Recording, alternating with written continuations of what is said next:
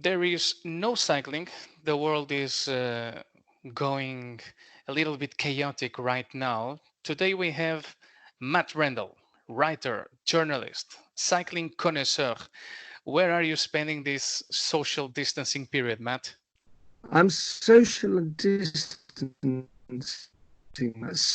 distancing my mother's in a little town on the east coast of England called Harwich. Um, and I actually live in Madrid. And I flew to the UK. I flew to England from Manchester for 6 days on the track. The job was cancelled, of course, at the last minute.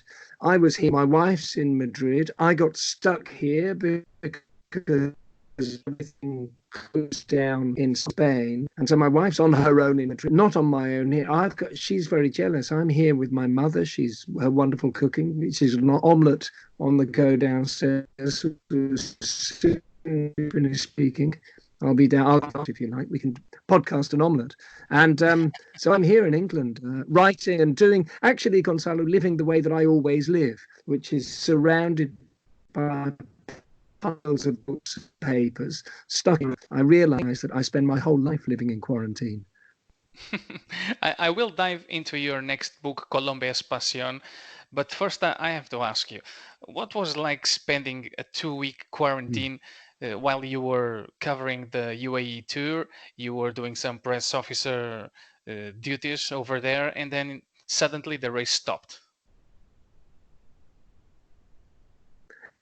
I was working for, I was working 5 days working for Dubai television, and then a few days, the final 4 days of racing, I was supposed to work for Abu Dhabi television. So from after 5 days Dubai, it was nice.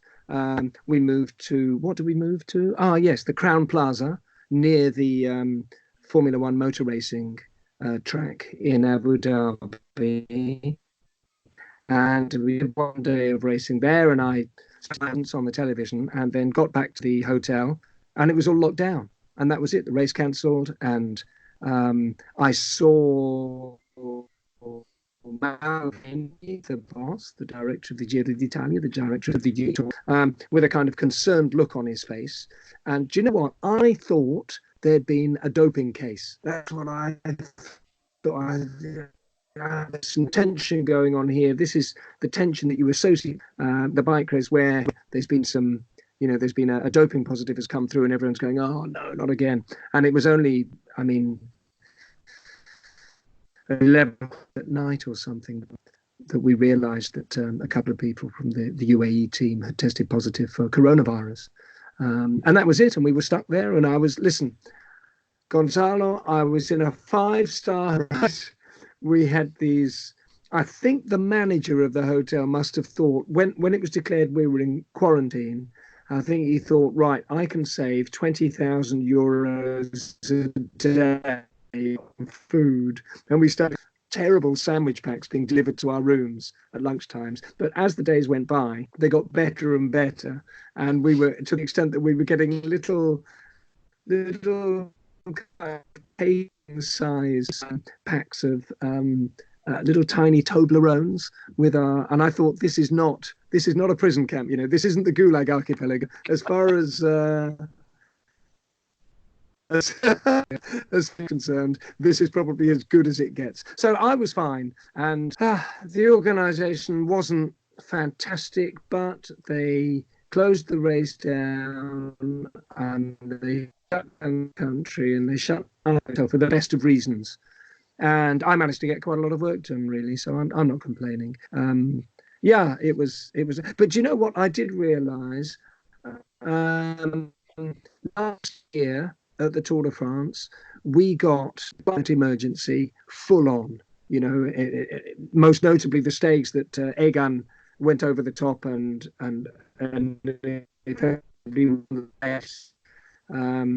but all through the tour, emergency warnings in force all over France. And then on whatever the date was, the 23rd or 24th of November, I flew into Bogota, when you can't go out at night.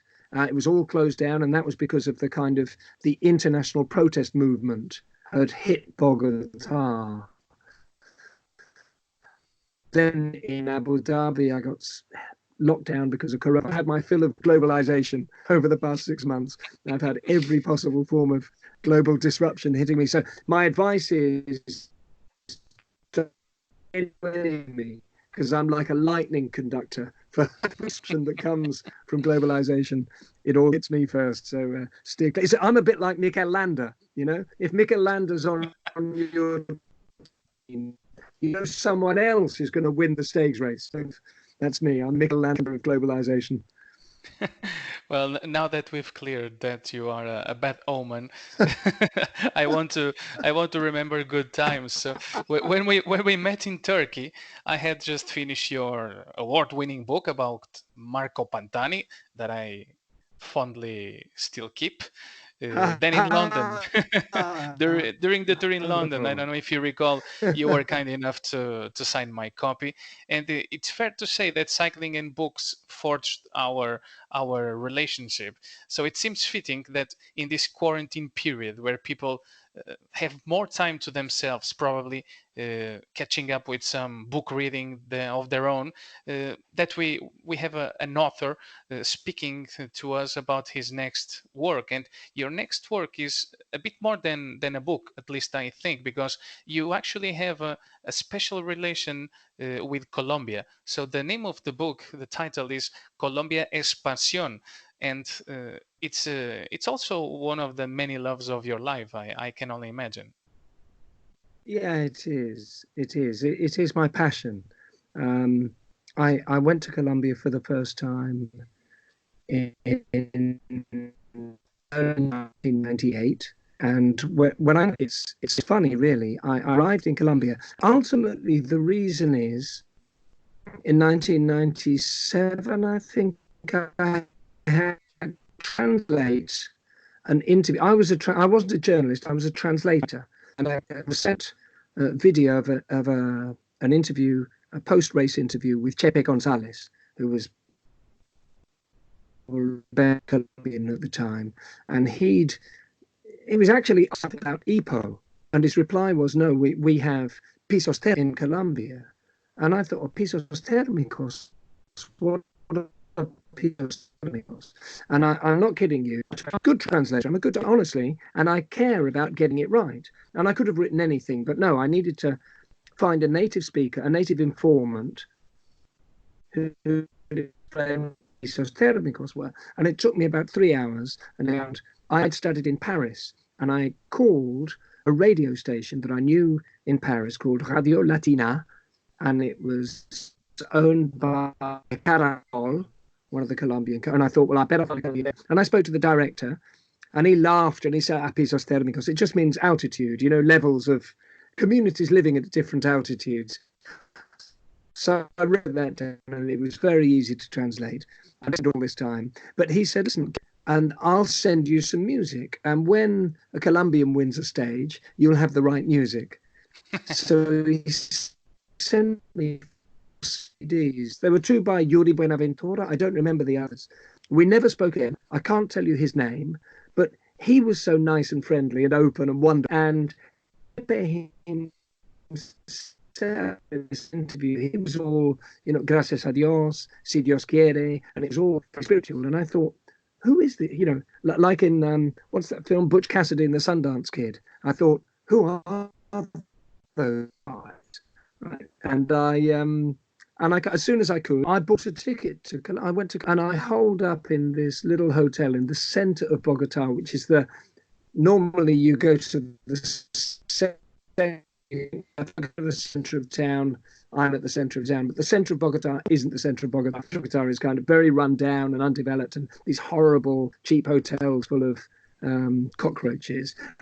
And that's where I stayed. And meantime, outside, I couldn't travel by road from Bogota because during the night, the FARC took control of the road, and they stopped people, and they sequestered people and so on. And Barry McCaffrey, who was the United States drug czar, he was traveling around Latin America telling everyone that Colombia was a failed state. And I was on holiday in Bogota in this kind of madness. And I going. I lived for 10 years in Medellin from 2000 to 2010, and I've gone back very, very regularly all these years, and I've seen this transition from a fail to what Colombia is now, which is not a Colombia, not a country free of problems, but it's a modern, developed, fun member of the circuit of backpacking locations, you know, where all the kind of gap year students go, and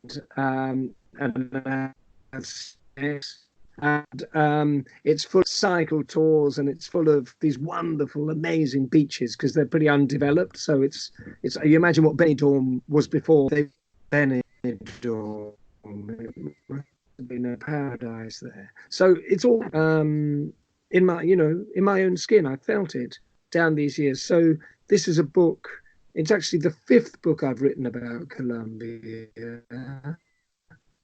and this is my book about those 30 years, actually, of Colombians' transition from about 1990, which is not coincidentally the year that Nairo Quintana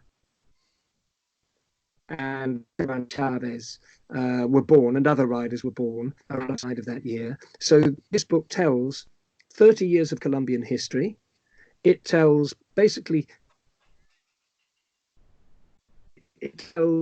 10 years of Colombian cycling from 2010 to 20. It tells about how this generation of mostly the sons of peasant farmers negotiated their relationship, urban culture with the towns, with the city, with Bogota, with globalization, with the world out there. And I think it's, you know, that there aren't great road signs on the traffic. So if you don't know where you're going in Bogota, you're likely going to get lost.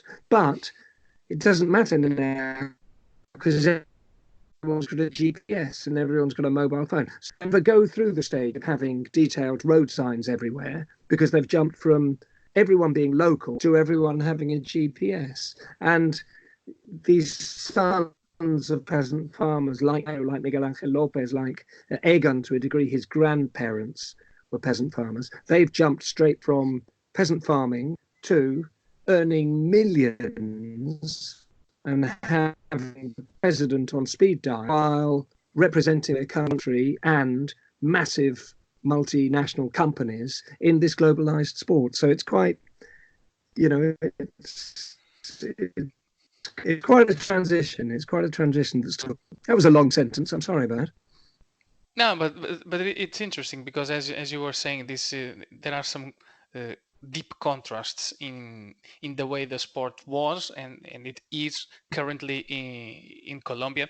We could see it for ourselves. We recently visited Bogota, and then we went to Boyacá and some of the Cundinamarca region, and we could see that ancestral legacy from the peasant farmers, and on the other hand we could see some concept stores, really European modern concept stores that people spend a lot of money buying bicycles and all types of clothing in the capital Bogota. So it's kind of curious that you put that all into a book, and you also managed to tell well, among the many stories that you tell in your book, one can see that it's all related.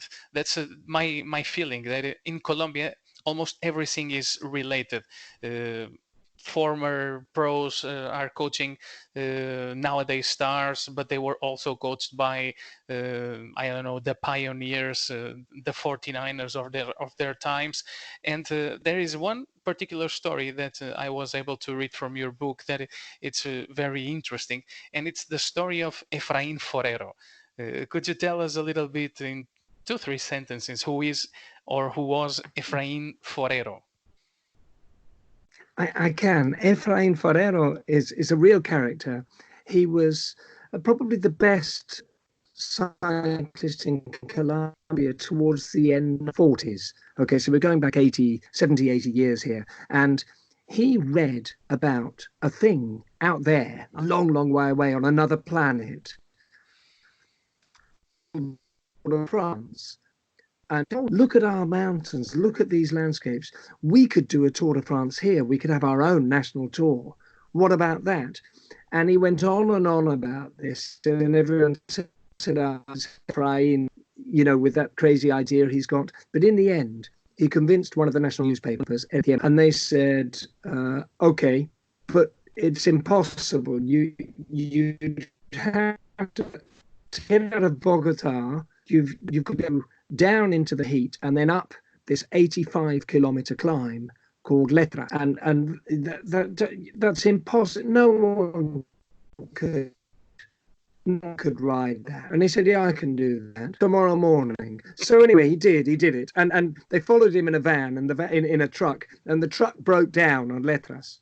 But he got to the top. There was no asphalt on Letras. It was an astonishing. And he gets to Manizales, the town there, and he says, okay, you see, it can be done. And it seems to me that the thing about that is that when he got to Manizales, he's covered in mud, and someone said to him, he's in the main square, and someone said to him, what happened to you? And he said, I've just cycled from Bogota. And they could have had one of two reactions. One reaction would have been idiot, and I think in a lot of countries and a lot of towns, that would have been the reaction. This guy's a complete idiot. He's come on his bike from Bogota. He must be mentally ill. But no, they didn't. They lifted him up and they paraded him, and they thought that this was worth celebrating. At that moment, that's a kind of symbolic birth of Colombian cycling. And this guy, that was in, I think, November 1950, and 1951, January 1951, they hold the first tour of Colombia. Now the thing about Efrai is not from Bogota, it's from a town north of Bogota called, and it's also coincidentally where Egan Bernal is from. So when Egan won the Tour of France last year, he went home after Sebastian, and there was a great big celebration. And in the middle of the celebration, Efrai Forero, who was 89, and Egan, the champion of the Tour de France, and that was Colombian cycling coming full circle. These two children of Zipaquirá, one of them gave birth to cycling, not quite gave birth to cycling, but gave birth to the national tour, which was the first race that really made cycling the national tour, the national sport, and Egan. And so, yeah, wonderful kind of historical drawn by cycling. Yeah, it's all related, whether it's Zipaquirá or Boyacá, or if you go to the Paisa territory in Medellin, everything is related, and that was the amazing feeling that I had when I visited Colombia with you, and I can vouch, as you said, that Colombian people are kind, because there I was, 100 kilos of European wannabe cyclist, and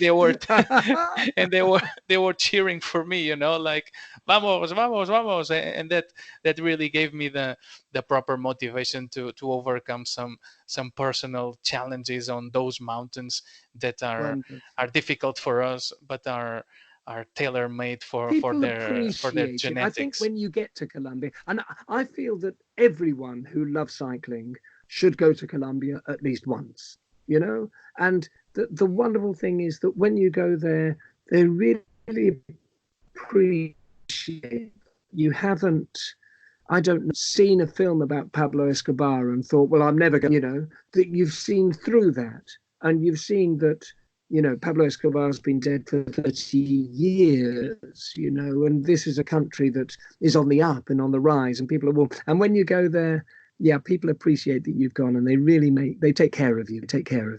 Yeah. Matt Rendell, you're a legend. I look forward to read my Colombia's Pasión copy. It will arrive on the 31st of March. I'm anticipating that moment. I've been Oh, anticipating it wonderful. for a long time, and if it's I don't know, half as good as your Pantani book, which I think it will be even better, I think it will sell like hot bagels, and I really wish you the best of luck. Thank you very much for this chat. Gonzalo, thank you for having me. It's been good to talk.